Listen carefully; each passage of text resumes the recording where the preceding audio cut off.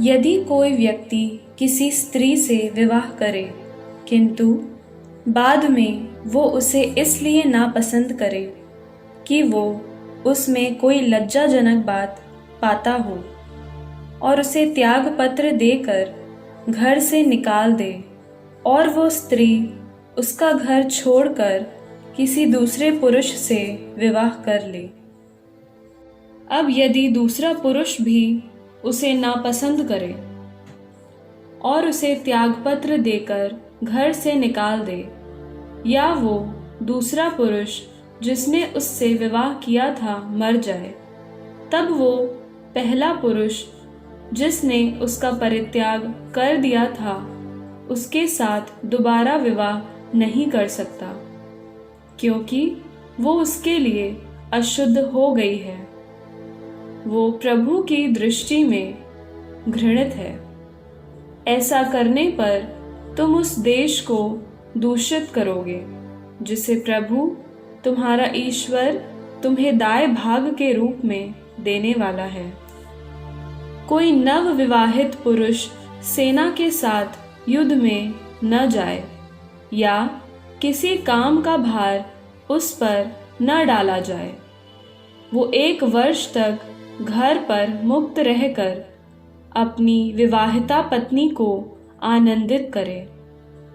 चक्की या चक्की का ऊपरी पार्ट बंधक में न लिया जाए, क्योंकि ये तो उसकी जीविका को बंधक रखने के बराबर है। यदि कोई व्यक्ति अपने इज़राइली भाई का अपहरण करे और पकड़ा जाए या उसके साथ दास जैसा आचरण करे या उसे बेचे, तो अपहर्ता को मृत्युदंड दिया जाए। इस प्रकार तुम अपने बीच से ये बुराई दूर करोगे।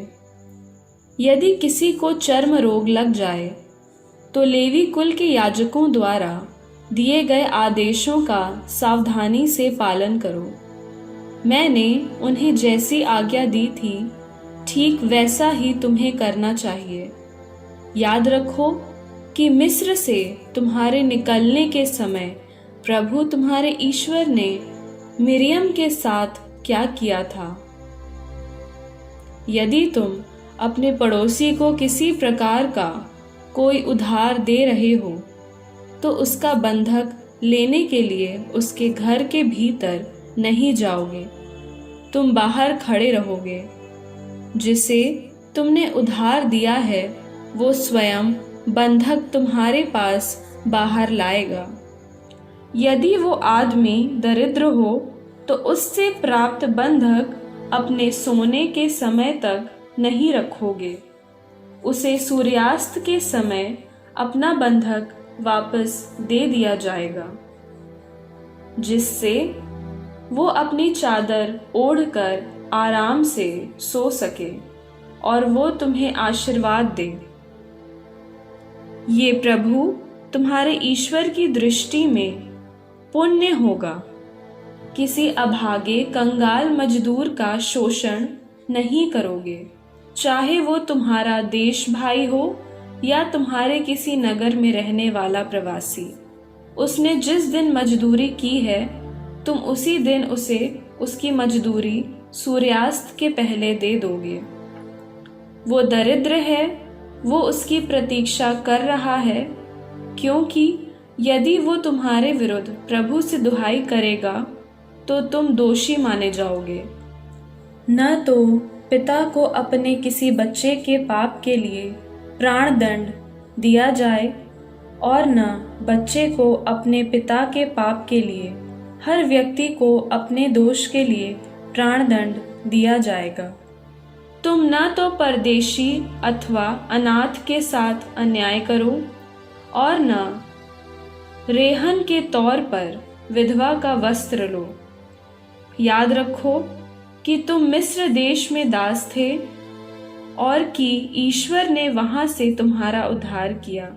इसलिए मैं तुम लोगों को ये आदेश दे रहा हूं, जब तुम अपने खेत में फसल काटोगे और यदि वहां एक पूला भूल जाओगे तो उसे ले आने के लिए नहीं लौटोगे। उसे किसी परदेशी, अनाथ अथवा विधवा के लिए छोड़ दोगे, जिससे तुम्हारा प्रभु ईश्वर तुम्हें अपने सब कार्यों में आशीर्वाद देता रहे। जब तुम अपने जैतून के पेड़ों से फल झाड़ोगे तो बाद में दोबारा उसकी शाखाओं को नहीं झाड़ोगे।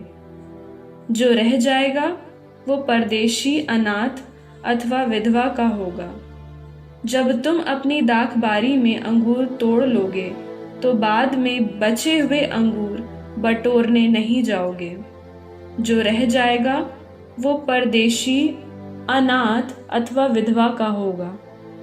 याद रखो कि तुम मिस्र देश में दास थे, इसलिए मैं तुम लोगों को ये आदेश दे रहा हूँ।